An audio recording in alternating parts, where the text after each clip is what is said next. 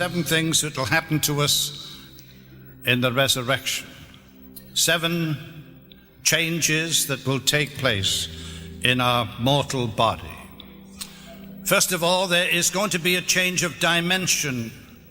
Paul says there are celestial bodies and bodies terrestrial. So also is the resurrection.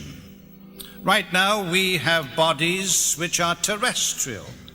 They're designed by God to enable us to live on this particular planet in space. One day we are going to have a celestial body.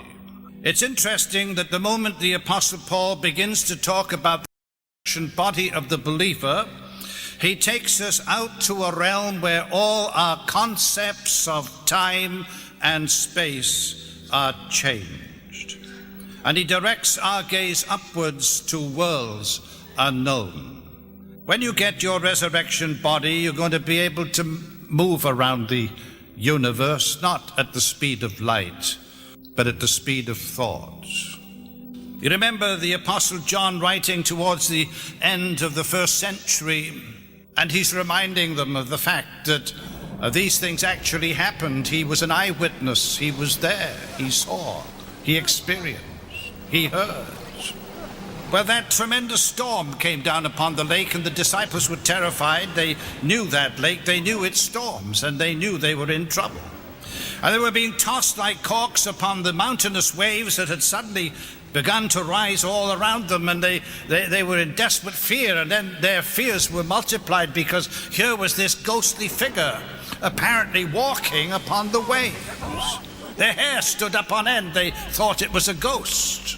It turned out, however, to be Jesus. And you remember Simon Peter's little adventure, and then soaking wet, they hauled him into the boat and dumped him in the bottom, and the Lord took over. And John says this. He says that immediately the ship was at the land. They were halfway across the lake, 25 or 30 furlongs, John said. He knew that lake like the palm of his hand. Halfway across the lake, and then immediately the ship was at the land. Jesus annihilated distance.